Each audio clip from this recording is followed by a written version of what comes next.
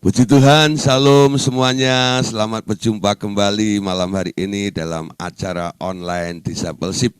Saya percaya Bapak Saudara, malam hari ini kita akan kembali belajar tentang masalah brokenness.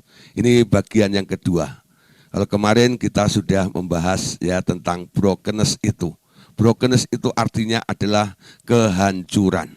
Kenapa sebenarnya Allah itu kadang-kadang mengizinkan brokenness itu terjadi di dalam kehidupan kita, ya, atau kehancuran atau sesuatu yang menimpa di dalam kehidupan kita, hal-hal yang tidak kita harapkan dan kita tidak inginkan sebenarnya.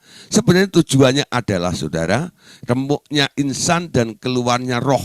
Ya, kalau Bapak Ibu Saudara pernah membaca bukunya Watchmeni tentang remuknya insan dan keluarnya roh, nah, mungkin ini bisa membantu Bapak Saudara supaya menangkap dan mengerti dan arti daripada sebuah brokenness, ya. Bukan berarti Tuhan itu sengaja dia kejam pengen menghancurkan Anda, tidak. Tapi sebenarnya maksud Tuhan adalah ingin menolong Bapak Ibu Saudara. Kenapa? Dia mau manusia rohmu aktif dan keluar sehingga nyata di dalam kehidupan kita. Dan manusia lahiriah Anda semakin merosot atau hilang. Ya. Karena apa? Antara manusia roh dan manusia lahiriah ini atau manusia daging ini nggak bisa berjalan bersama. Ya. Roh itu tidak pernah bisa sejalan dengan daging. Ya, kalau Anda mau hidup dalam daging artinya Anda keluar dari roh. Kalau Anda mau hidup di dalam roh, Anda harus meninggalkan dan keluar dari daerah daging. Jadi ikut Tuhan itu pilihan, ya. Kalau mau bertumbuh. Nah, faktor masalah daging manusia itu atau manusia lahiriah manusia itu adalah penghalang daripada proses atau pertumbuhan setiap anak-anak Allah. Kenapa? Karena Allah mau setiap orang yang ada di dalam Kristus bukan sekedar menikmati penebusan Kristus tok. Tapi Anda juga diharapkan Allah mau ada sebuah grow, ya, ada sebuah pertumbuhan di dalam kehidupan Anda.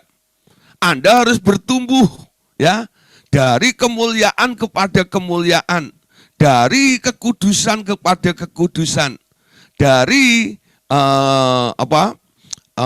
dari kebenaran kepada kebenaran yang seterusnya juga.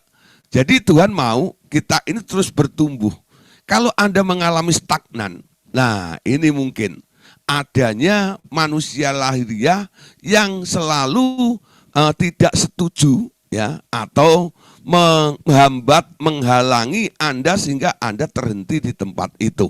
Lah, Bapak Saudara, malam hari ini kita akan melanjutkan, ya, bagaimana sebenarnya prinsip daripada sebuah brokenness. Prinsip daripada sebuah kehancuran, ya. Prinsipnya bagaimana? Nah, sekali lihat, ya, prinsip daripada kehancuran atau prinsip daripada brokenness. Nah, yang pertama kita lihat seperti sebiji gandum. Ya, Anda tahu gandum, ya, kalau di Indonesia terkenalnya ya gabah, ya, atau padi. Seperti sebiji padi, sebulir gitu, ya.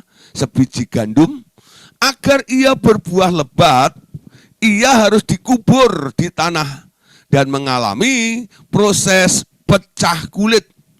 Baru benih yang hidup di dalamnya tumbuh dan keluar menjadi tumbuhan yang produktif. Bapak Saudara tahu, ya, bagaimana seorang petani. Ya, seorang petani dia menanam padi. Setiap batang padi itu, ya, itu sebenarnya modalnya awalnya hanya sebulir dari padi. Ya. Tapi saudara lihat, ketika seorang petani itu sedang sedang panen gitu, ya. Nanti dari semua panennya itu enggak semuanya diseleb jadi beras gitu, enggak. Pasti dia lihat, dia coba perhatikan mana ada bulir-bulir yang sangat berkualitas. Lah itu disimpan. Kalau di daerah dulu saya lihat Pak Tani itu ditaruh di atap gitu ya. Lah itu satu ikat gitu. Lah kenapa itu kok ditinggalkan seperti itu? Lalu kita tanya, itu untuk apa? Kenapa nggak dijadiin beras lalu dimakan? Oh tidak, itu padi yang unggul, yang bagus kualitasnya. Lah buat apa disimpan? Oh itu nanti akan kami pakai untuk menjadi benih ketika musim menanam berikutnya. Jadi dia simpan, itu ya. Nah setelah itu ya petani ini mulai menebar atau benih-benih itu mulai ditebar di sawah gitu ya. Nah lalu mulai tumbuh, masih rapat seperti itu ya. Lalu ketika sudah mulai tumbuh, lalu mulai dipisahkan ya, diangkat, lalu dibagi-bagi kelompok-kelompok gitu, lalu disebar ke yang lebih luas lagi ya, sehingga jadilah ladang daripada padi yang begitu luas itu. Nah, Bapak Saudara, bagaimana proses pertumbuhannya? Biji itu harus diturunkan dulu dari atap itu atau dikeluarkan dari gudang itu. Ya. Lalu dibuang ke tanah. Ya, jatuh ke tanah. Nah, Bapak Saudara, apa yang dikatakan oleh Alkitab? Sekarang kita lihat dulu ya. Tuhan Yesus sendiri yang berkata begini. Dalam Yohanes 12 ayat 24 sampai ayat yang ke-25. Yesus berkata ya, aku berkata kepadamu, sesungguhnya. Kalau Alkitab ya dikasih sebuah keterangan kata sesungguhnya, itu artinya Tuhan sangat-sangat serius. Semua Alkitab itu serius ya. Karena apa? Itu adalah ilham daripada Allah sendiri. Tapi kalau sampai ditambah dengan kata sesungguhnya, artinya Anda harus mencamkannya atau memperhatikannya ya. Ini adalah sebuah prinsip. Sesungguhnya jikalau biji gandum itu tidak jatuh ke dalam tanah dan mati, ia tetap satu biji saja. Tetapi jika ia mati, ya, perhatikan. Tetapi jika ia mati, ia akan menghasilkan banyak buah. Barang siapa mencintai nyawanya, ia akan kehilangan nyawanya. Tetapi barang siapa tidak mencintai nyawanya di dunia ini, ia akan memeliharanya untuk hidup yang kekal. Perhatikan Bapak Saudara, ya. Di sini Tuhan Yesus sangat serius sampai dia berkata, sesungguhnya, ya, sesungguhnya aku berkata kepadamu, jikalau biji gandum ini tidak jatuh ke tanah dan mati. Apa artinya jatuh ke tanah? Nah, Bapak Saudara, ya, ketika biji itu masih ada di atas gitu ya, atau di gudang, dia aman, dia nyaman, betul nggak? Nah, harus keluar dari daerah kenyamanan. Banyak orang Kristen nggak bisa bertumbuh, nggak mengalami suatu perubahan dalam kehidupannya karena dia tinggal terus di dalam sebuah daerah atau zona nyaman. Ya, kalau Anda ikut Tuhan Yesus, cari yang namanya nyaman atau yang enak-enak saja, saya jamin, ya. Prinsip ikut Tuhan hanya cari happiness. Sampai kapanpun juga Anda tak pernah mengalami sebuah perubahan dan kemajuan di dalam pengiringan Anda dengan Tuhan. Amin. Sehingga Anda menjadi anak Allah yang kanak-kanak terus. Ya, yang selalu pengen susu. Ketika dikasih combro langsung sakit perut. Ya. Ketika kasih rica-rica, masakan orang Manado, langsung muntaber, mundur tanpa berita, tidak kembali pada gelombang yang sama. Sakit perut itu ya. Nah, sakit perut yang ini suka nular ya. Kalau udah muntaber, kabur dari peredaran gitu, nanti dia ngajak temennya. Gak usah ke situ. Buat apa di situ? Gitu ya. Nah, orang-orang yang model begitu ya, itu sebenarnya nggak bakal bertumbuh kapanpun juga. Ya, sampai kapanpun kalau Anda terus pindah satu, pindah lain tempat gitu ya, Anda harus mulai tanya Tuhan, di mana Anda ditempatkan untuk bertumbuh di tempat itu. Ketika biji gandum itu jatuh ke tanah, itu artinya Anda harus ditanam, betul nggak? Itu artinya ditanam. Anda boleh ditanam di sebuah gereja atau ditanam di sebuah kelompok tertentu yang Tuhan memang tentukan Anda ada di tempat itu untuk bertumbuh. Amin. Ya. Saya dulu pengen jadi seorang gembala. Ternyata jabatan saya adalah seorang pengajar, ya. Nah, Tuhan pindahkan saya. Sampai akhirnya saya belajar untuk setia di tempat ini. Revival Total Ministry ini, saudara. Ya, nah, kenapa? Karena saya mau bertumbuh. Kalau Anda lihat, ya, yang pernah tahu saya dulu, ya, dari tahun 94 sampai hari ini, Anda melihat ada sebuah pertumbuhan. Ada sebuah kemajuan, ada sebuah kedewasaan, betul nggak? Nah, kok bisa seperti ini? Karena saya tertanam, ya, saya tertanam.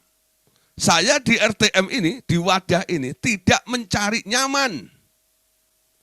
Saya mau bertumbuh, ya.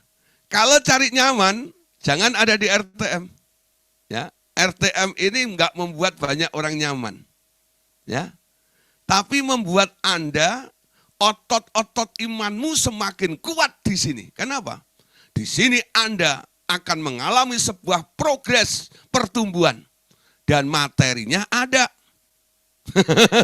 Kalau Anda cari yang masih yang khotbahnya Nina Bubuk, Bubuk Nina, gitu ya.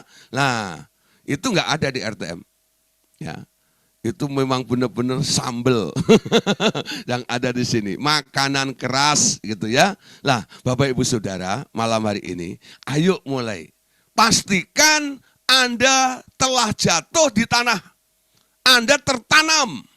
Ya, ketika Anda sudah tertanam, proses berikutnya adalah biji itu jatuh ke tanah lalu mengalami pecah kulit. Apa artinya pecah kulit, Saudara? Apa itu kulit? Apa itu kulit? Nah, kulit itu sebenarnya bicara tentang will atau keinginan. Ya. Keinginan. Inilah yang disebut remuknya insan, keluarnya roh. Kalau kulitnya tidak pecah, isinya tidak keluar. Sehingga benih padi itu atau gandum ini tak akan menjadi tunas. Karena apa? Terus terbungkus dengan kulit itu. Sekali lagi ya, kulit itu adalah keinginan. Ketika Anda ikut Tuhan Yesus, buang keinginanmu, lalu mulai mengikut keinginan Tuhan. Tuhan, aku mau ngerti apa yang Engkau mau bisa aku lakukan untuk Engkau, Tuhan. Nah, kalimatnya harus seperti itu.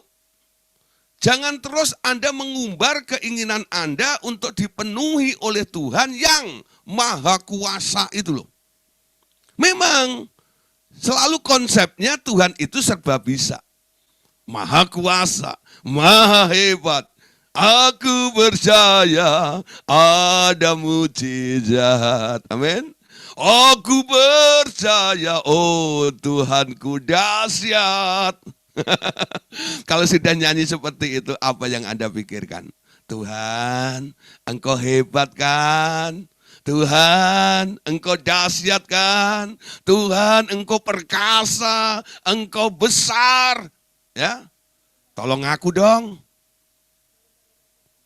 Ujung-ujungnya selalu begitu. Jadi nyanyi tentang keagungan Tuhan, kedahsyatan Tuhan, gitu ya. Selesai mengakui keagungan Tuhan, lalu ujung-ujungnya itu yang nggak enak. Tuhan, Kau kan hebat. Tolong aku dong. Selalu begitu. Tahu nggak ya? Nah, coba mulai. Pertama dengan Anda menyadari Anda adalah anak Allah. Pikiran untuk terus minta jadi pengemis itu, ya, nanti akan hilang dari Anda. Karena ketika Anda sadar Anda adalah anak, Anda adalah ahli waris. Amin. Apa yang Bapak punya adalah kamu punya. Kalau Anda sadar bapakmu kaya, Anda juga kaya. Kalau bapakmu hebat, Anda juga hebat. Kalau bapakmu sehat, Anda juga sehat. Amin. Nah, itu bukan perkara-perkara yang Anda minta lagi. Itu bagian daripada Anda. Amin. Karena Anda ada di dalam Dia. Amin. Tahu, kebenaran seperti ini kalau nggak tertanam, tertancap dalam diri Anda terus menjadi orang Kristen yang tangannya begini terus. Den, paring-paring den, kula dereng sarapan, padahal udah makan tadi. Itu yang di pinggir jalan tuh, suka den, paring-paring den, kula dereng sarapan, itu bahasa Korea. Bagi dong, ya. Hari ini saya belum makan, gitu enggak ya. Padahal tadi udah sarapan nasi pecel Madiun. Selalu bunyinya begitu. Tuhan, tolong saya yang lemah ini. Nah, sekarang berhenti. Ya, keinginan-keinginan yang bersumber dari dirimu sekarang mulai stop. Jangan umbar keinginanmu. Itu namanya pecah kulit. Siapa yang rela pecah kulit malam hari ini?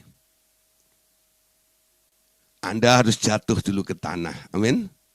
Tertanam di situ. Mulai ikut Tuhan di sini. Lalu setelah Anda tertanam, jatuh ke tanah ini, lalu Anda mulai mengalami pecah kulit. Ketika Anda mulai ikut Tuhan Yesus langsung bilang, ya, stop ingin sesuatu. Ikut Yesus harus meninggalkan segala sesuatu, pikul salib dan sangkal diri. Amin. Sebenarnya ayatnya sudah tahu. Bunyinya sudah tahu. Tapi kadang-kadang pura-pura tidak tahu. Amin. Karena apa? Ya kebutuhan lagi ujung-ujungnya. Nah, padahal firman mengatakan, Allahku sanggup memenuhi setiap kebutuhanmu menurut kekayaan dan kemuliaan di dalam Kristus Yesus Tuhan kita. Apa yang Anda khawatirkan? Yang namanya kebutuhan itu sudah diperhatikan oleh Allah. Makanya Tuhan berkata, pandang itu burung. Betul enggak ya? Yang tidak menanam tapi dipelihara oleh Tuhan. Amin. Lihat itu bunga di bakung. Bunga di lembah, bunga di bakung. Bunga di lembah namanya bunga bakung. Bunga bakung itu bunga lili. Ya, nah, lili ada enggak? Ya, bunga lili. Ya, nah, itu siapa yang dandanin begitu indah? Tuhan katakan, dia lebih indah daripada bajunya Salomo yang kaya itu. Tuhanmu memperhatikan seperti itu. Kalau Anda anggap keinginanmu adalah sebuah kebutuhan, itu sudah dilihat oleh Tuhan. Bapakmu yang di surga tahu kamu membutuhkannya itu. Amin. Dia tahu kebutuhanmu. Nah, dasar-dasar tentang Allah yang telah menjamin dalam kehidupan Anda, itu jangan digoyahkan oleh keadaan apapun juga. Amin. Pastikan Anda tahu kebenarannya dulu. Dan pegang teguh apa yang Tuhan sudah nyatakan di dalam kehidupan Anda. Baru nanti Anda akan bisa ikut Tuhan, mengalami pecah kulit. Ya, ikut Yesus, meninggalkan segala sesuatu, lalu pikul salib, sangkal diri. Orang yang menyangkal diri itu sudah nggak pengen namanya. Amin. Amin. Pengennya sekarang diganti. Menyenangkanmu, senangkanmu, hanya itu kerinduanku. Amin. Menyenangkanmu, senangkan hatimu, hanya itu kerinduanku. Ah, mulai nyanyinya begitu, ya. Menyenangkan Tuhan. Bagaimana Anda menyenangkan Tuhan? Melakukan apa yang Tuhan ingin Anda kerjakan. Nah, setiap pagi kalau berdoa, minta agenda Tuhan apa hari ini. Sehingga pastikan Anda hari ini Anda melakukan bukan keinginanmu, tapi ini adalah proyeknya Allah. Amin. Allah mau, Allah mau, Allah mau, Allah mau. Enggak ada lagi kamus aku mau, tidak ada lagi. Itu namanya pecah kulit. Amin. Mau pecah kulit? Pak, udah enggak usah diterusin, Pak. Udah pusing. Nah, udah telanjur. Kita sedang bicara tentang brokenness, ya. Nah, malam hari ini kita lanjutkan, ya. Apa yang dikatakan Tuhan tadi dalam firman-Nya. Nah, sekarang lihat. Yohanes 12 tadi, ayat 24 dan 25, ya. Barang siapa mencintai nyawanya. Nah, nyawa itu bicara tentang life atau hidup. Orang hidup itu punya keinginan. Jadi mencintai keinginannya. Ia akan kehilangan keinginannya atau nyawanya. Tapi barang siapa mencintai nyawanya di dunia ini, barang siapa tidak mencintai nyawanya di dunia ini, ia akan memeliharanya untuk hidup yang kekal. Amin. Nah, tidak mencintai nyawa itu artinya apa? Anda buang keinginanmu, lalu Anda mulai tangkap keinginan Tuhan. Di sini Anda sedang memelihara hidupmu untuk hidup yang kekal nanti. Amin. Nah, contoh yang kedua, ya. Kalau ini tadi tentang prinsip daripada brokenness itu digambarkan seperti gandum, ya. Yang kedua, sudah contoh lainnya.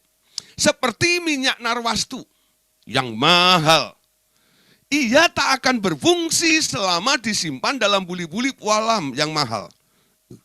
Leher buli-buli itu harus dipecahkan agar minyaknya keluar dan bermanfaat bagi Yesus. Amin. Seperti minyak narwastu. Selama minyak itu ada di dalam botol dan masih disegel gitu ya. Anda enggak mencium aromanya, bukan? Anda hanya melihat aja itu botol isinya minyak. Tapi Anda tak pernah menikmatinya. Orang Kristen, ya tak? Nah, kadang-kadang hidupnya enggak berdampak. Kenapa? Karena ada penghalangnya untuk pertumbuhannya. Yaitu leher buli-buli. Ya, leher buli-buli ini loh. Nah, sekarang perhatikan ayatnya, ya. Bagaimana hidup kita bisa berguna bagi Tuhan Yesus. Markus 14 ayat yang ketiga. Ketika Yesus berada di Betania, di rumah Simon si Kusta, dan sedang duduk makan, datanglah seorang perempuan membawa suatu buli-buli pualam berisi minyak narwastu murni yang mahal harganya. Setelah dipecahkannya leher buli-buli itu, dicurahkannya minyak itu ke atas kepala Yesus, ya, ke atas kepala Yesus. Perhatikan ya. Jadi ketika Tuhan Yesus lagi di Betania di rumah Simon, ya, si Kusta itu, tahu ada perempuan, ya, namanya Maria. Nah, Maria ini adalah saudaranya Marta, ya, dan Lazarus yang pernah dibangkitkan itu.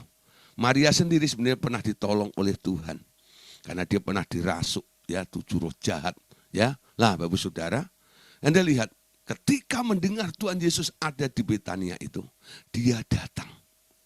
Tidak dengan tangan hampa. Tapi dia bawa sesuatu untuk Tuhannya ini. Orang yang pernah menolong dia itu. Membebaskan dari 7 roh jahat. Dan menolong keluarganya juga. Nah, dia datang membawa buli-buli yang isinya minyak. Ya, nah, itu minyak mahal sekali, saudara. Ketika ketemu dengan Tuhan Yesus, apa yang dilakukan oleh Maria ini? Dia pecahkan, ya, leher buli-buli itu sehingga baunya mulai keluar. Wah, gitu ya, minyak narwastu, saudara, ya, baunya luar biasa. Ya, ketika kami mengadakan semacam kayak pengurapan gitu ya. Sebenarnya ini pengutusan, waktu itu kami ada program yaitu PSD, ya. Lah terus sebelum itu Saya bilang, ini boleh, Anda sudah belajar dan siap untuk melayani, nah Anda pantas untuk menerima urapan pengutusan namanya ya. Nah, jadi urapan itu masih ada ya, tapi nggak sembarang. Hanya orang-orang yang sudah mempersembahkan diri dan rela untuk melayani baru kami mau mengurapi. Tapi kalau mereka masih hidup dalam daging, keinginannya banyak, nggak boleh diurapi. Urapan jangan jatuh ke daging.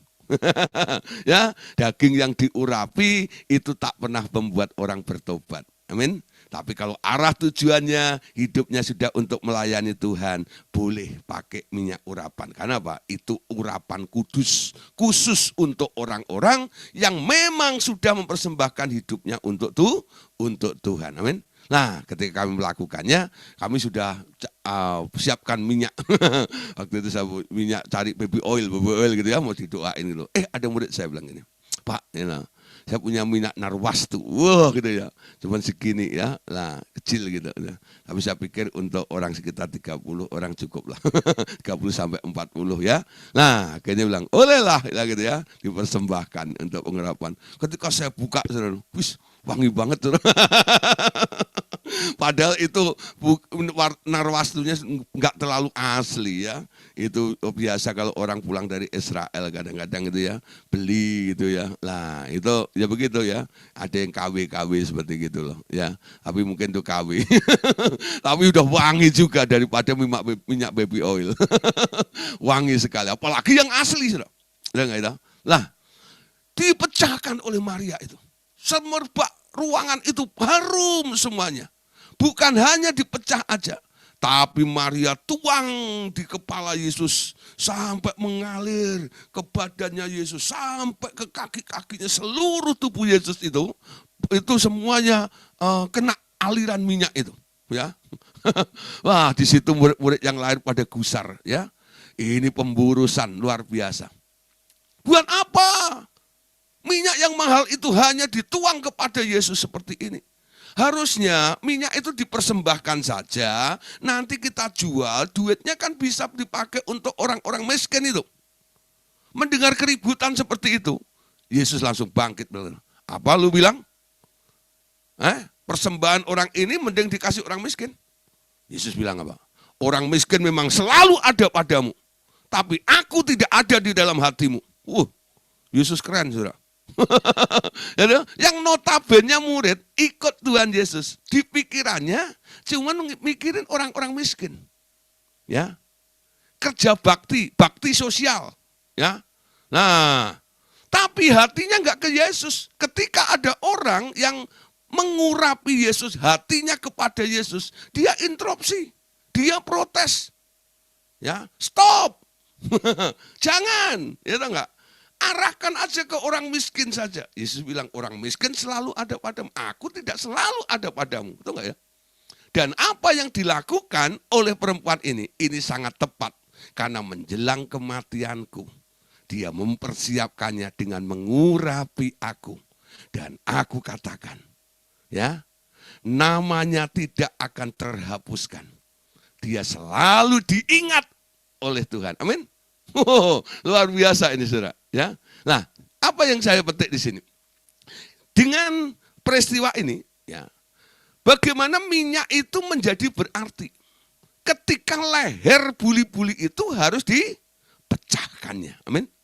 Kalau yang pertama tadi, gandum itu harus mengalami pecah kulit. Narwastu itu nggak boleh tinggal di botol, nyaman di situ. Dia harus dipecahkan dan siap untuk dituangkan. Amin. Hidup itu seperti itu. Ya, totalitas dengan Tuhan. Amin. Mati hidup untuk Tuhan. Amin. Mati hidup untuk Tuhan. Itu lagu-lagu biasanya mars sebelum kita diutus. Ini aku utus aku. Wah, dulu kalau kita pengutusan habis sekolah Alkitab, lagunya gitu ya. Kerja buat Tuhan selalu manis, biar tanpa gaji nanti utang lagi. Lagu-lagunya gitu ya. Wah, mati hidup untuk Tuhan ya. Wah, semangatnya luar biasa. Tapi faktanya Ketika terjun di lapangan, sudah lapar sedikit sudah ngomel dengan Tuhan. Tuhan, aku melayani engkau, kenapa engkau biarkan aku lapar seperti ini? Komplain lagi dengan Tuhan, katanya mati hidup untuk Tuhan. Nah, saudara mulai belajar, konsisten, amin. Nah, persembahkan hidup Anda total untuk Tuhan. Jangan mikir lagi tentang dirimu, tentang hidupmu. Pikiranmu harus hanya untuk Tuhan saja. Semua apa yang kamu butuhkan, yang Anda butuhkan, Tuhan sudah persiapkan dan sediakan bagi Anda. Sekarang sebaliknya, kalau semua kebutuhan Anda sudah dicukupkan oleh Allah, Dia tahu apa yang menjadi kebutuhan Anda. Apa yang harus Anda pikirkan? Bukan mikir kebutuhan, mikir Tuhan. Amin. Hidup total untuk Tuhan. Nah, saudara, pecahkan leher buli-buli itu. Biar bau harummu keluar. Lalu hidupmu bisa berguna untuk Tuhan, Tuhan Yesus. Amin. Nah, saudara, sekarang lanjut lagi. Ya. Tuhan Yesus menyatakan bahwa kulit adalah nyawa atau life. Cinta akan nyawa sendirilah yang menghalangi pecah kulit itu. Kulit itu harus dipecahkan agar keluar isinya. Amin. Agar keluar isinya. Remuknya insan, keluarnya roh. Tuhan kadang-kadang izinkan brokenness terjadi. Itu mungkin semacam kulit yang pecah. Atau gambarannya semacam leher buli-buli yang harus dipecahkan. Apa yang menjadi leher buli-buli dalam kehidupan Anda? Apa sekarang bentuk daripada kulit di dalam diri Anda itu? Yang perlu dipecah oleh Tuhan, yang perlu dipatahkan atau dipecahkan oleh Tuhan juga, yaitu leher buli-buli itu. Nah, sekarang coba. Setiap orang pasti punya leher buli-buli masing-masing, pasti punya kulit gandum masing-masing. Betul enggak? Bentuknya berbeda-beda. Karena setiap orang punya keinginan yang berbeda-beda. Amin. Nah, pasti berbeda-beda. Ya. Tapi itu tetap namanya kulit. Tapi itu tetap namanya leher buli-buli. Jadi intinya leher buli-buli ataupun kulit itu adalah membungkus Anda sehingga Anda nyaman di tempat itu. Anda happy di tempat itu. Nah, sekarang mulai ketika dibuka itu enggak nyaman. Ketika pecah kulit itu tidak nyaman. Tapi setelah Anda mengalami ketidaknyamanan di situ, hidupmu baru berguna. Anda bertumbuh, menghasilkan buah yang lebat. Anda akan mengalir dan meminyaki Tuhan Yesus, mempersiapkan ya apa yang Anda lakukan seperti itu. Baunya harum untuk Tuhan. Amin. Nah, Mazmur 51. Sekarang kita lihat ya ayat 18 sampai ayat yang ke-19. Nah, sebab engkau tidak berkenan kepada korban sembelihan. Sekiranya ku persembahkan korban bakaran, engkau ya tidak menyukainya. Korban sembelihan kepada Allah ialah jiwa yang hancur, ya. Korban sembelihan kepada Allah ialah jiwa yang hancur, hati yang patah dan remuk, tidak akan kau pandang hina. Amin. Nah, saudara, kita lihat ini, jiwa yang hancur, ya, a broken and a contrite heart, ya. Nah, jiwa yang hancur, ya, jiwa yang hancur, hati, brokenness itu loh. Ini istilah brokenness itu dari sini ini. Persembahan yang baik di hadapan Tuhan itu adalah jiwa yang hancur.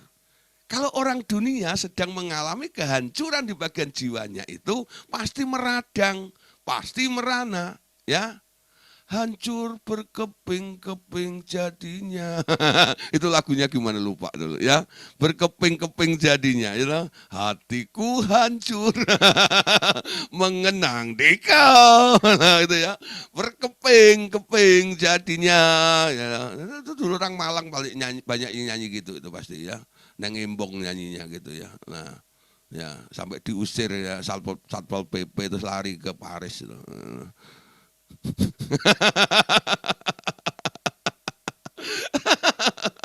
Nah, kalau orang dunia ya toh, nah, mereka kalau ngalami apa tadi hancur hatinya atau enggak tahu, itu dianggap musibah. Lalu meradang merana seperti itu. Ya. Ya, jadi mulai tanya-tanya, kenapa ya toh, malang nasibku. Oh, lagunya begitu-gitu ya.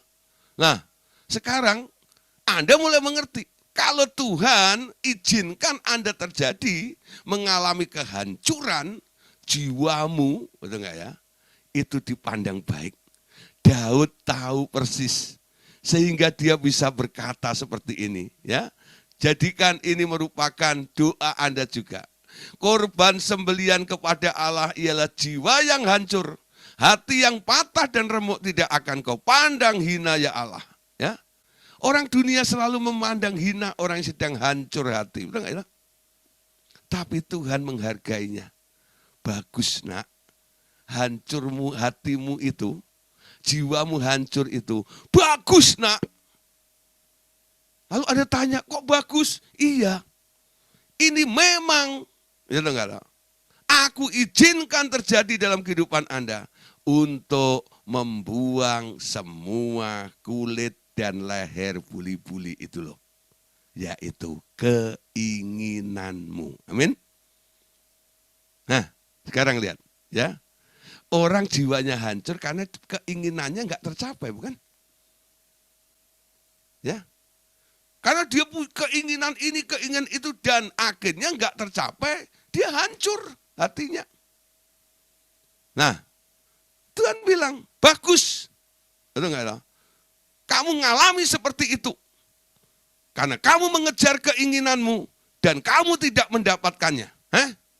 Nah sekarang datang kepadaku.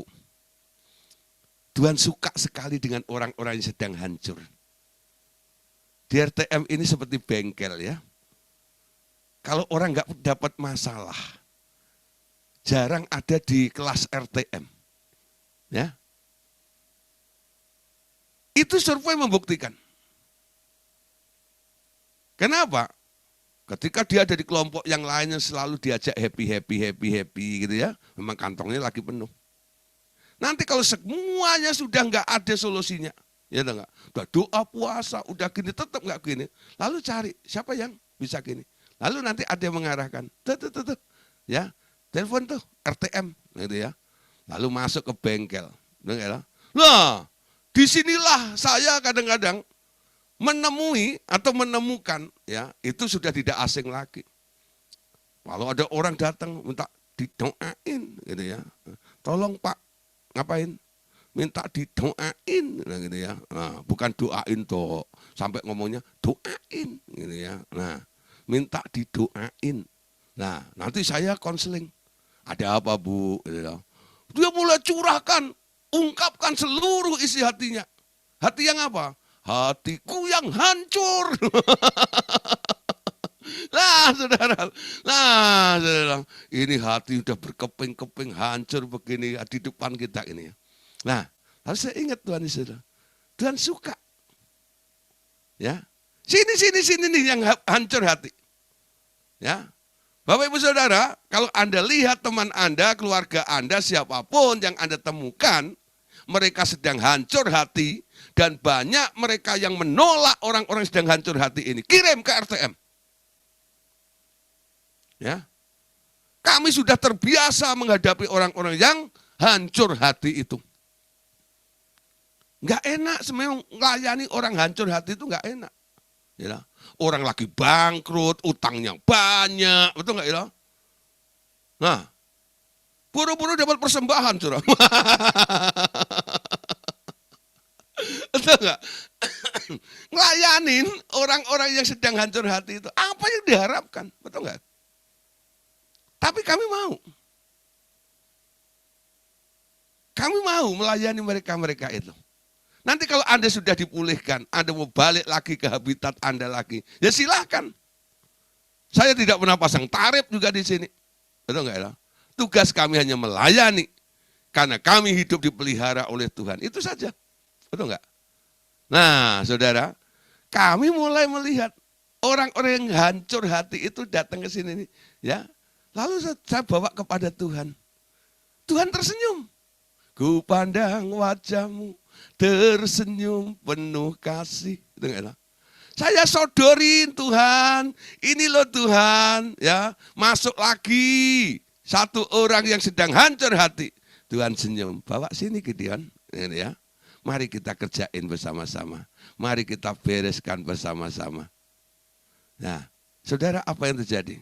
Ketika saya mulai konseling orang-orang seperti ini, penyebab daripada kehancuran itu apa? Karena banyak maunya. Sebenarnya di situ, kuncinya di sini. Tapi awal-awalnya tidak ngaku. Karena dia selalu merasa jadi victim, jadi korban. Orang lain yang salah, saya hanya korbannya. Tapi sebenarnya, masalah terjadi dalam kehidupan Anda karena keinginanmu sendiri. Betul enggak? Ketika Anda sudah tak punya keinginan, hanya satu, menyenangkan Tuhan, masalah enggak akan bisa terjadi dalam kehidupan Anda. Amin. Masalah muncul, masalah timbul karena Anda punya keinginan. Amin. Enggak percaya? Renungkan malam ini. Mungkin Anda belum terbuka, minta Roh Kudus untuk menyingkapkannya. Apa yang dikatakan Gideon malam hari ini benar enggak? Masalah ada karena adanya sebuah keinginan. Amin. Kalau orang enggak punya keinginan, enggak punya masalah. Apalagi keinginanmu cuma satu, untuk Tuhan. Amin. Wah, saudara, semua dia take over. Anda di dalam dia, kehendaknya terjadi di dalam kehidupan Anda. Enggak ada beban di dalam hidup Anda. Ya. Nah, sekarang mulai. Kalau Tuhan bilang, pecahkan ya buli-buli itu lehernya dan pecah kulit itu, relakan hatimu. Memang hancur. Tapi hancur yang seperti ini Tuhan akan terima. Orang-orang seperti ini akan diubah oleh Allah untuk menjadi hamba-hamba Tuhan yang qualified. Amin. Karena pernah hancur. Pernah hancur. Nanti ada kesaksiannya pada penutupnya. Tapi enggak malam hari ini. Besok. Kesaksian-kesaksian daripada orang-orang yang pernah hancur akhirnya dipakai oleh Tuhan. Luar biasa. Amin. Nah, saudara ya, sekarang perhatikan. Sekarang ya. Tuhan memakai segala perkara atau segala situasi. Untuk apa? Untuk proses daripada sebuah brokenness ini. Tak ada sesuatu di dunia ini yang terlepas dari pengetahuan dan campur tangan Allah. Ia memakai segala situasi dan keadaan untuk menyempurnakan orang-orang percaya. Bahkan Tuhan Yesus juga disempurnakan dalam ketaatan melalui penderitaan di dunia ini. Amin. Lukas 12 ayat 6 sampai 7. Bukankah burung pipit dijual 5 ekor 2 duit? Sungguh pun demikian tidak seekor pun daripadanya yang dilupakan Allah. Bahkan rambut kepalamu pun terhitung semuanya. Karena itu jangan takut, karena kamu lebih berharga daripada banyak burung pipit. Amin. Ketika proses ya brokenness itu mulai terjadi dalam kehidupan Anda, jangan berpikir Anda menjadi orang yang paling malang di dunia ini. Walaupun Anda lahir di Malang. Ya. Jangan pernah Anda berpikir Anda jadi orang paling malang. Orang yang menerima Tuhan Yesus, ikut Yesus, itu adalah orang yang paling beruntung. Amin. Ya? Nah, kalau Anda masih berpikir Anda orang yang paling malang di dunia ini, buat apa Tuhan Yesus menebus mati bagi Anda? Amin. Anda itu orang paling beruntung. Setiap hari katakan, Bapak, aku mengucap syukur oleh karena Tuhan Yesus, aku adalah orang paling beruntung di dunia ini. Amin. Jangan pernah Anda katakan, oh Tuhan, lihatlah hambamu ini, kami ini hari ini, malang nasibku Tuhan. Gitu ya. Lihatlah Tuhan. Gitu ya. Dompetku kulit ketemu kulit. Nah, gitu. Tahu saudara? Dompet kulit ketemu kulit apa? Nggak ada isinya. Jadi kulit ketemu kulit. Nah itu istilah krisis itu gitu ya. Kulit ketemu kulit ya. Nah ada orang bilang, Pak saya kulit ketemu, maksudnya apa? Iya Pak, lihat Pak dompet begitu. Nah Anda jangan bilang Anda orang malang. Anda harus tetap ya mengatakan, aku walaupun dompet saya kulit ketemu kulit, aku tetap orang yang beruntung karena Tuhan Yesus telah tebus saya. Ya. Nah, saudara, ya, Anda mulai lihat burung pipit aja yang tidak ada nilai dan harganya itu Tuhan pelihara. Apalagi Bapak Ibu Saudara. Amin. Anda sangat berharga di mata Allah, di hadapan Allah. Amin.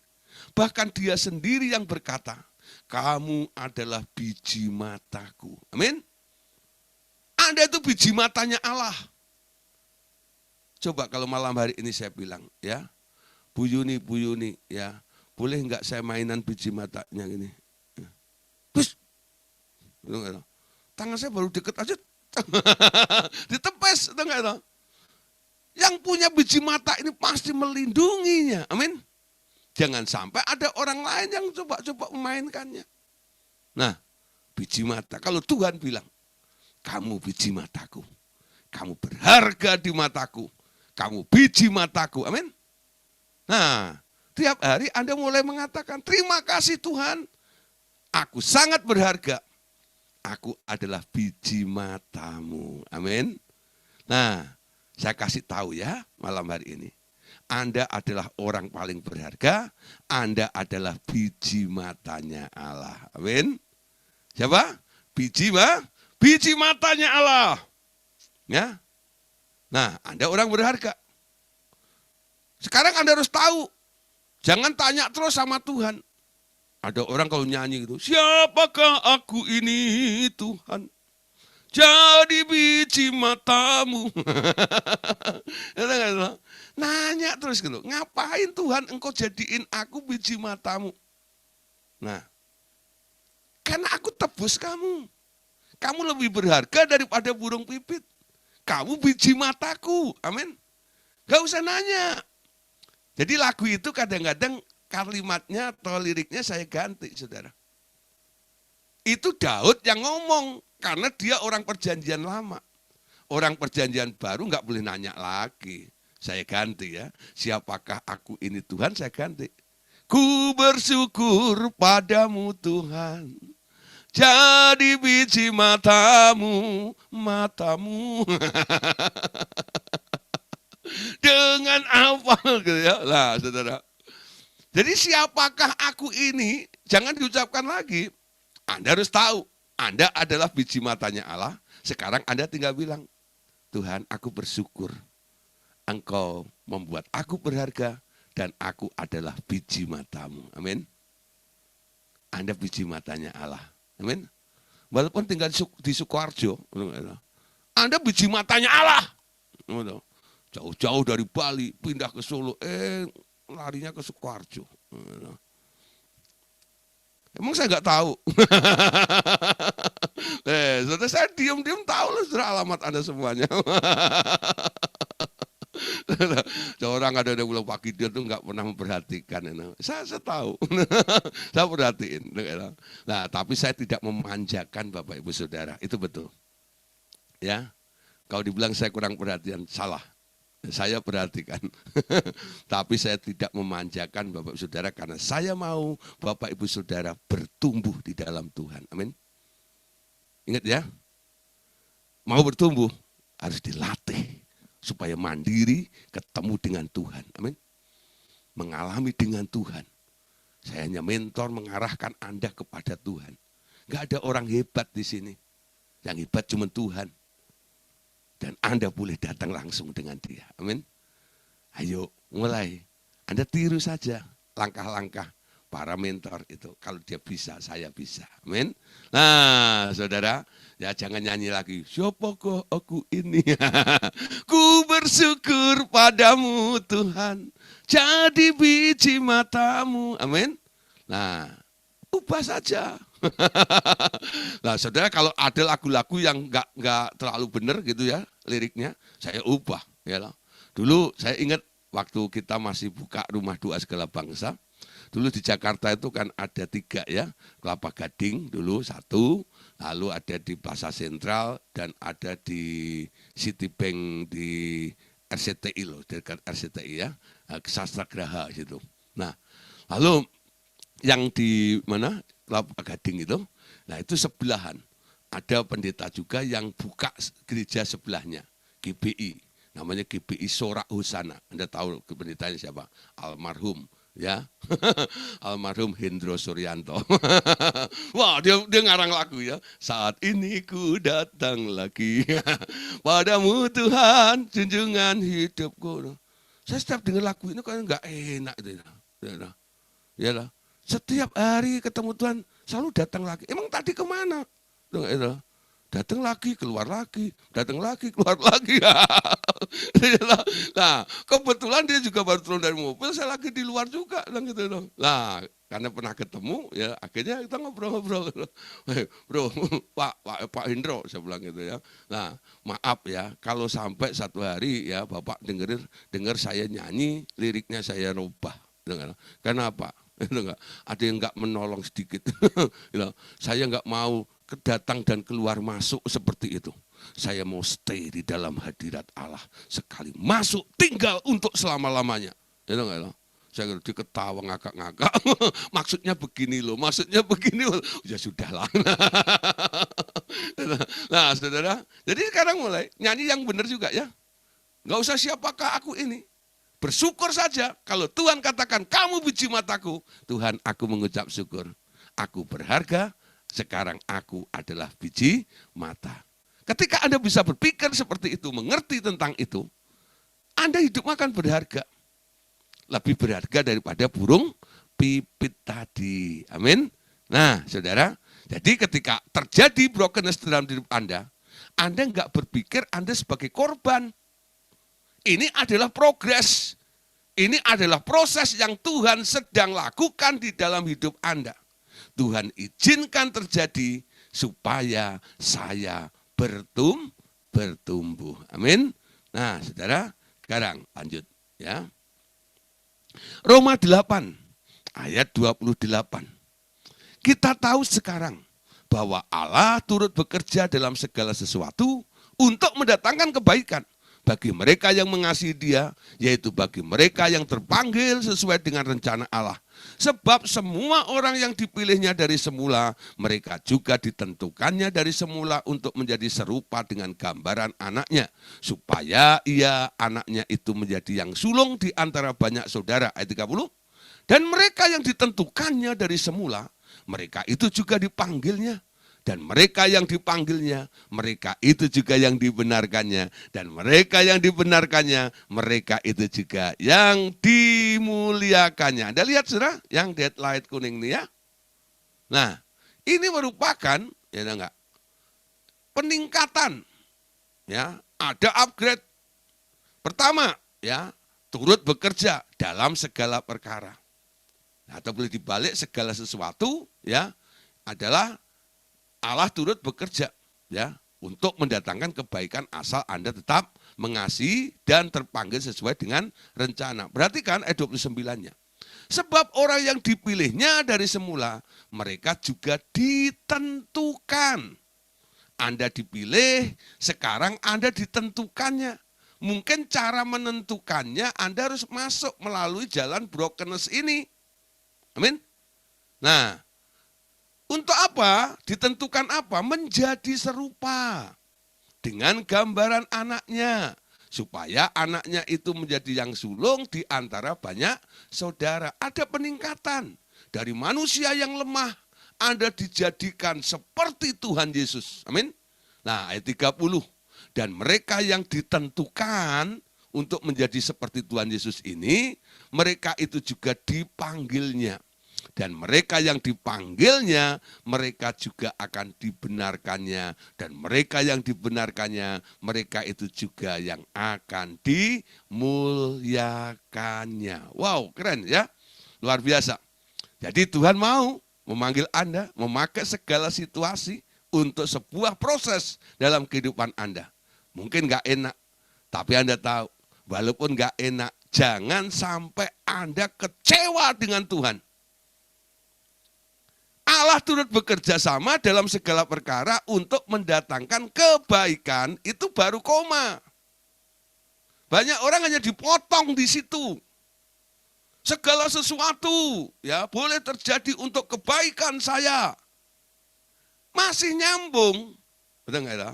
Bagi mereka yang mengasihi Dia. Lawannya mengasihi, membenci atau kecewa. Ya, ketika Anda diberkati oleh Tuhan, Anda akan mengasihi Tuhan, amin. Tapi ketika proses ini terjadi, Tuhan izinkan sesuatu yang buruk terjadi dalam hidup Anda. Apakah Anda masih tetap mengatakan taat dan setia kepadamu Tuhan, amin. Setia pada waktu diberkati, itu pasaran, amin. Umum, tapi setia ketika Anda menderita karena Kristus, itu kualitas. Amin. Jangan alergi.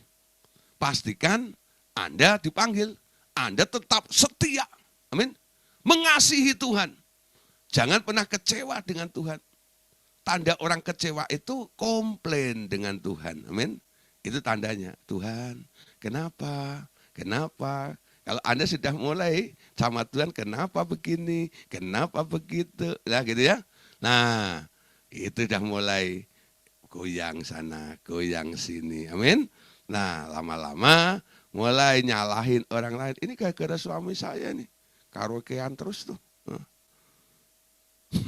Itu gara-gara ini nih, gara-gara ini. Ya, itu segala situasi dipakai oleh Tuhan. Mungkin hari ini yang membuat Anda menderita adalah suamimu. Tuhan izinkan. Karena Tuhan sedang proses Anda. Ya. Jangan ditengkeng. Nggak hilang gimana? Ditemu orang nanti. Nah, saudara, Tuhan, kalau orang tanya, kenapa kau izinkan ini? Nanti Tuhan cuma bilang ini, itu baik buat kamu nak. Ya, sampai Andanya berkata, semua baik, oh semua baik, apa yang telah Tuhan buat ya. Di dalam hidupku, katakan semua baik, semua baik. Jadi pakai kacamata ya, yang lensanya bunyinya God is good. Amin. Nah, kacamata Anda apa bunyinya? Coba. Bu Sandra pakai kacamata bunyinya apa? Kok ngene ya Tuhan? Kenapa begitu? Ya, coba pakai kacamata yang sama. Setiap Anda memandang sebuah peristiwa, hanya satu kata, God is good. Amin. Tuhan, Engkau baik. Selama masih ada Engkau bersama dalam peristiwa ini untuk mendatangkan kebaikan. Aku tak mau kecewa. Aku tetap mengasihi Engkau. Tandanya mengasihi, dia tetap stay dan tahan di situ. Amin. Ya, mau nangis, nangislah malam hari ini. Nah iya, namanya brokenness saudara, ya begini ini. Nggak ada hiburannya sama sekali malam ini khotbahnya. Malah mendorong Anda untuk masuk ke situ. Enggak? Tapi supaya Anda tahu, itu realita.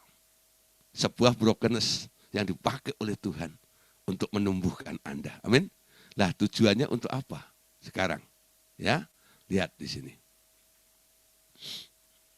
Nah, sekarang Roh Kudus mengerjakan Anda sampai tuntas. Ya, kadang-kadang, ia mempergunakan orang lain juga untuk menggarap Anda. Mungkin seorang yang Anda anggap remeh, Anda tak suka kepadanya, atau bahkan benci kepadanya. Amin. Mungkin itu anakmu, mungkin itu pembantumu, mungkin itu karyawanmu. Ada nggak? Kalau yang membuat susah Anda itu orang yang berpengaruh, lebih hebat daripada Anda. Atau orang yang pernah menolong Anda, dia orang kaya begitu. Anda masih bisa, walaupun geram gitu masih sabar. Gitu nggak itu? Tapi kalau yang dipakai menjadi grace testernya ini, ya, untuk menggocoh Anda itu, orang yang Anda remehkan, ya, yang Anda bisa lakukan apa saja untuk orang itu. Mungkin pembantumu gitu ya. Nah, pembantumu tuh rewel, gini ya. Udah minta gaji naik terus gitu ya. Makannya mintanya yang enak, gitu ya. Nah, kadang pembantu sekarang aneh-aneh. Nah, saudara, nah setiap 2 bulan sekali gitu nanti itu minta ganti. Udah yayasan. Aduh pusing. Gitu ya. Anda bisa bilang, udah. Mending gua gak lihat lu. Gitu ya. Karena Anda bisa usir dia. Ada nggak ya? Nah, tapi apakah Anda usir dia? Tanya Tuhan dulu. Roh Kudus. Kenapa saya dapat membantu kayak begini? Nanti Roh Kudus bilang, baik itu untuk kamu. Oh gitu ya. Nah, untuk apa? Nanti kamu tahu sendiri. Nah, untuk melatih, itu ujian kesabaranmu mungkin. Ada enggak? Ya, itu Anda tengkeng doa puasa enggak akan berubah. Sebelum Anda berubah. Kenapa? Yang Tuhan mau bukan dia yang berubah. Ada enggak itu? Yang dia mau Anda yang berubah. Ya, jadi progresnya ini Anda supaya berubah, bukan orang lain yang sedang menggocoh ya. Anda menjadi amplas bagi Anda itu yang harus berubah, enggak. Anda doa puasa sampai kapanpun, gitu. Anda bawa paduan suara, paduan doa, tim doa, ya SOS sekalipun, enggak bakal lenyap itu. Ya. Anda pakai jurus tengking apapun juga itu, nyah keluar, tendang sana, enggak bakal keluar. Kenapa? Tuhan mau pasang buat Anda kok, betul nggak? Aku mau kamu berubah karena orang itu, ya. Ayo saudara, mulai ya, belajar ya. Setiap persoalan yang nggak mengenakan Anda, jangan ambil sikap dulu untuk lari dari kenyataan dari masalah itu. Tanya Roh Kudus, kenapa diizinkan ini terjadi? Karena aku tahu bahwa segala sesuatu bekerja sama untuk mendatangkan kebaikan. Ya, nanti dia akan ngomong, aku mau kamu berubah menghadapi orang ini. Ya, itu pantas buat kamu supaya kamu bisa berubah. Karena aku mau kamu berubah. Aku sangat mengasihimu, nak. Gitu ya. Ketika Anda sudah berubah, itu nanti ulah daripada orang juga berubah juga. Kenapa? Ulahnya yang jahat tadi udah nggak dibutuhkan lagi untuk Anda. Ya. Nah, kalau masih dibutuhkan untuk Anda, Tuhan bikin permanen. Tak berubah selamanya. Siapa yang pernah mendoakan sesuatu? Kok nggak berubah-berubah ya Tuhan? Gunung aja bisa bergeser, Pak. Tapi orang itu kok nggak bisa berubah ya, kenapa? Ya mulai mikir ya. Bener Pak, laki gua Pak itu. Oh ya bener Pak, ini lah saudara itu ya. Lah kenapa sudah Anda sudah doa puasa juga, dia tak pernah berubah juga. Mungkin Tuhan menunggu Anda yang harus berubah. Amin. Temukan dulu apa yang harus aku ubah. Sebenarnya yang ingin Tuhan apa? Titik kesadarannya. Ketika Anda sadar Oh Tuhan mau saya berubah di sini ini. Tuhan ubah saya. Bukan Tuhan ubah dia. Amin. Jangan terus berdoa, Tuhan ubah dia. Tuhan ubah dia. Tuhan tanya, lah kamu nggak perlu berubah. Justru nak, kamu yang berubah, bukan dia. Nah, nanti kalau kamu sudah berubah, dia akan berubah juga. Kenapa? Sudah nggak dibutuhkan sifat itu. Gitu loh. Sifat itu diperlukan untuk mengubah ya hidup Anda. Kenapa harus saya yang berubah? Muncul pertanyaan gitu ya. Karena Tuhan mau menyempurnakan Anda. Amin. Ia menggarap Anda dalam bidang pikiran, emosi, dan kemauan Anda. Apa yang bersifat kedagingan akan dihancurkan agar yang rohani keluar dari roh Anda yang telah dibaharui oleh Roh Kudus. Lah saudara, tujuannya Anda akan disempurnakan. Amin. Mau disempurnakan? Mulai nyanyi, bagaikan bejana siap dibentuk. Boleh pakai nada keroncong juga boleh. Dangdut juga boleh, terserahlah. Pakai disco juga enggak apa-apa. Pokoknya kalimatnya gitu. Bagaikan bejana siap dibentuk. Ku mau sepertimu Yesus, disempurnakan selalu. Amin. Nah, mau disempurnakan? Ada prosesnya. Amin. Brokenness ini nanti membuat Anda akan lebih cepat untuk disempurnakan seperti Yesus. Amin. Nah, untuk meremukkan manusia lahiriah seseorang, Roh Kudus tidak memakai cara memberi lebih banyak karunia-karunia roh atau urapan Roh Kudus. Tetapi dengan memakai situasi atau keadaan di luar orang itu untuk menghancurkannya. Catat baik-baik. Ya. Jadi urapan karunia, mujizat tak pernah mengubah hidup Anda. Ya. Karunia, mujizat, ya, nggak pernah mengubah hidup Anda. Dulu kita berpikir begitu ya. Orang kita urapi gitu ya. Kita tolong, kita tengking-tengking ya. Doain pelepasan. Dengan maksud apa? Supaya orang itu berubah. Tapi enggak berubah. Malah keenaan. Pak, doain lagi. Lepasin lagi, Pak. Enak, Pak, kalau ditengking-tengking enak. Ya Anda yang gua enak. Udah saya nengkeng pakai otot sudah sampai keluar gitu. Bau muntahan lagi. Nah, kadang-kadang saya iri juga dengan pendeta-pendeta yang hanya khotbah, tapi nggak pernah melayani pelepasan. Ya. Dia kalau habis khotbah kadang-kadang ditraktir makan. Kalau makan Chinese food itu. Nah, ada gurami goreng, ada gini. Paling nggak ada muntahu, itu nggak ya? Nah, ya. Ada muntahu. Loh, kita harus melayani pelepasan. Yang ada cuma muntahan. Nggak ada muntahu. Acarnya aja nggak muncul.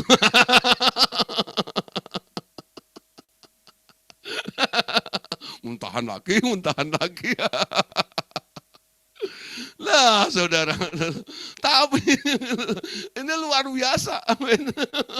Nah, dulu kita pikir orang dilayani pelepasan terus ya, diurapi, kasih karunia ini, karunia itu, dibuka mata rohnya, dan sebagainya. Ya, kita berharap orang itu berubah. Semakin dia sakti, semakin nggak berubah. Malah jadi dukun sakti. Dalam tanda kutip pendoa. Betul. Yang dilayani apa? Daging semuanya. Dia melayani daging juga. Kenapa? Dia juga daging. Nanti dia jadi agensi daging. Orang yang kedagingan itu terus dimanjakan oleh dia. Sini tak doain, sini tak doain. Supaya kaya, supaya ini, supaya itu. Nah, jadi hanya bicara tentang way out solusi hidup. Nggak pernah ada perubahan untuk menjadi serupa dengan Tuhan. Amin. Nah, saudara, malam hari ini kita mau belajar. Tuhan mau sempurnakan Bapak Ibu Saudara. Amin. Targetnya harus di situ. Ya. Nah, terus. Tidak juga dengan memberi kekuatan lebih ke dalam manusia batiniah. Orang itu untuk mengalahkan manusia lahiriahnya. Karena manusia batiniah seseorang tidak akan tega melukai manusia lahiriahnya sendiri. Situasi di luar seseorang lebih mudah mempengaruhi manusia lahiriahnya. Jadi memang Tuhan memakai jalan itu. Dia tidak menguatkan Anda supaya membunuh diri Anda, daging Anda. Enggak tega. Ya. Makanya dia pakai situasi atau orang dari luar untuk mempengaruhi hidup Anda. Amin. Nah, sekarang Ibrani 2:10. Sebab memang sesuai dengan keadaan Allah yang baginya dan olehnya segala sesuatu dijadikan, yaitu Allah yang membawa banyak orang kepada kemuliaan juga menyempurnakan Yesus yang memimpin mereka kepada keselamatan dengan penderitaan. Lihat ya, ini menyempurnakan jalannya cuma satu, yaitu suffering atau penderitaan. Jangan alergi, kalau Anda mau sempurna, Anda harus siap terima. Kalau Tuhan izinkan, namanya penderitaan. Ya, nah saudara, jadi banyak hal yang Tuhan mau lakukan. Ya, nah oke, ini penderitaan ya. Nah, Lukas 22, ayat yang ke-31 sampai ayat yang ke-32. Nah ini contoh ya. Simon lihat iblis telah menuntut untuk menampi kamu seperti gandum. Tetapi aku telah berdoa untuk engkau supaya imanmu jangan gugur. Dan engkau, jika engkau sudah insaf, kuatkanlah saudara-saudaramu. Nah, untuk menutup malam hari ini, saya mau cerita tentang Simon.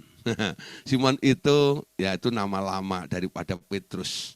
Ketika Simon ini bisa menebak Yesus adalah anak Allah, lalu Tuhan katakan, sekarang namamu adalah Petros. Ya, nah Petros itu sebenarnya bagian dari Petra. Yesus itu Petra, ya, batu karang yang besar gunung. Nah Petros itu sempalannya, tapi unsurnya tetap dia kuat. Seperti gunung batu karang itu ya. Nah saudara, ketika Petrus ini mulai lemah dan goyah, Tuhan Yesus tidak panggil lagi Petrus, tapi dia panggil lagi namanya Simon. Simon itu artinya buluh yang terkulai, ya, gampang terombang-ambing alias labil, ya. Kanan oke, kiri oke. Gitu ya, goyang kiri, goyang kanan, kayak wiper itu. Nah di mobil itu, goyang kiri, goyang kanan, goyang kiri, goyang kanan. Gak punya pendirian. Ya. Lalu Tuhan Yesus berkata, Simon, ya, lihat iblis telah menuntut kamu untuk menampi engkau. Sebentar lagi kamu akan jatuh. Ayat ini membuat saya bingung. Simon itu, Petrus itu muridnya Yesus. Seorang guru melihat muridnya lagi diserang sama si iblis. Kenapa Yesus yang penuh dengan kuasa itu enggak langsung aja dihadapin iblis? Iblis, lu jangan macem-macem sama murid gua ya. Sebelum kau sentuh murid saya ini, langkain dulu mayat gua. Wah, harusnya Yesus ngomong gitu ya. Tapi Yesus hanya memberitahu, Simon, aku lihat iblis sedang menggocok kamu, menuntut kamu. Sebentar lagi, bahkan dia memastikannya, kamu akan jatuh. Yesus tahu, Petrus akan jatuh. Tapi Yesus gak menolong Petrus. Karena kejatuhan Petrus itu, dipandang oleh Yesus itu hal yang baik. Amin. Kok gitu ya? Apa enggak salah mikir? Ayo, siapa berani nyalain Yesus? Yesus tahu muridnya mau jatuh. Bahkan dia memberitahu, kamu sebentar lagi akan jatuh. Jadi itu diizinkan. Sebenarnya kalimat lebih enaknya gini, Petrus, ini kejatuhan ini memang pantas buat kamu. Ya.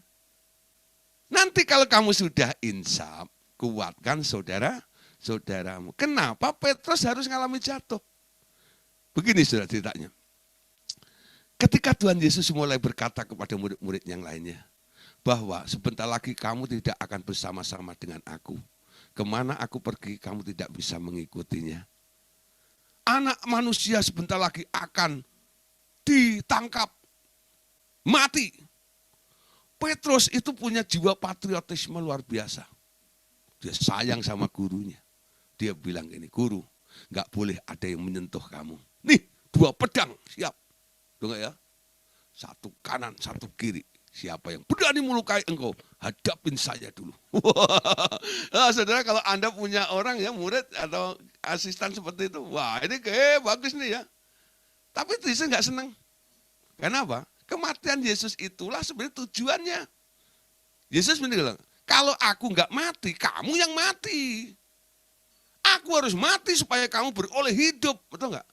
Sekarang aku mau mati, kenapa engkau halangin aku dengan pedangmu itu?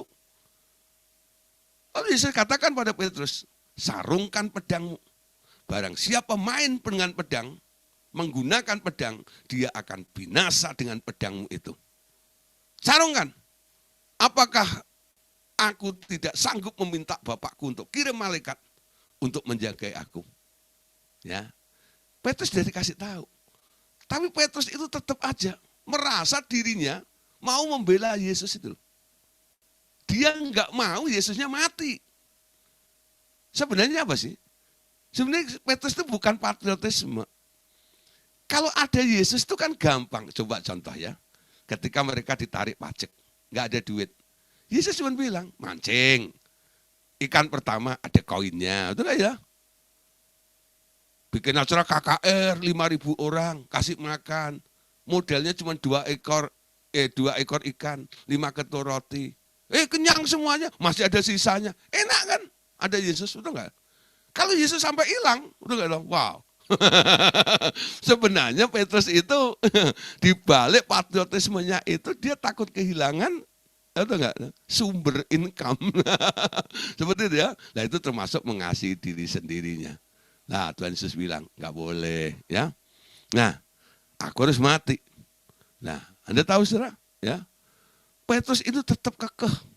Satu kali Yesus bilang gini, ya, anak manusia tidak akan mati. Diseret, ditarik sama Petrus. Jangan ngomong gitu. Ya, jangan ngomong gitu. Ya, ditarik seperti itu. Tuhan Yesus bilang sama Petrus, iblis, nyang kau dari hadapanku.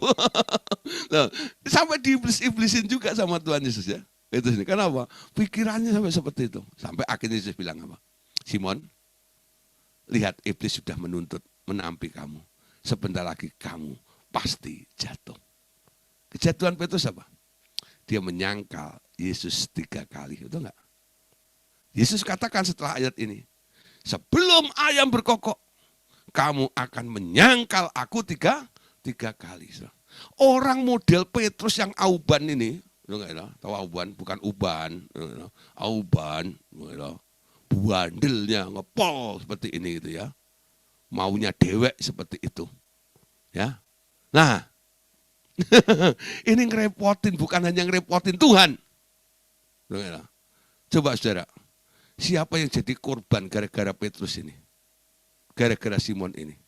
Yang paling menderita siapa coba? Siapa yang paling menderita? Gara-gara Petrus ini loh. Siapa yang paling menderita? Saya kasih tahu ya, yang paling menderita ayam. Ayam aja mau berkokok mesti nunggu Petrus nyangkal 3 kali, itu enggak? Padahal ayam itu punya jam sendiri kokoknya. Tapi gara-gara Petrus yang bandel itu, sampai ayam pun tersiksa. Dia sudah jamnya mau berkokok, tapi Petrus baru sekali menyangkal. Duanya kapan? Tiganya kapan? Ketika Petrus sudah menyangkal 3 kali, si ayam bilang, kokoroyok, bebanku terlepas. Akhirnya berkokok juga. Nah, saudara, Anda tahu ya, kadang-kadang banyak hal ya yang Tuhan mau angkat dalam hidup Anda. Sesuatu yang mau diangkat dalam hidup Anda itu yang kadang-kadang menyusahkan orang sekitar Anda juga. Ayam pun susah, apalagi Tuhan seperti itu. Nah, Bapak Saudara, Tuhan mau sempurnakan kita semuanya. Nah, besok kita akan lanjutkan bagaimana proses kehancuran. Kalau hari ini kita bicara prinsipnya, dong ya. Prinsip daripada brokenness, prinsip daripada kehancuran. Besok kita akan membahas tentang proses daripada brokenness atau kehancuran. Pastikan Bapak Ibu Saudara tetap hadir supaya ngerti tentang brokenness. Tuhan Yesus memberkati kita semuanya. Amin.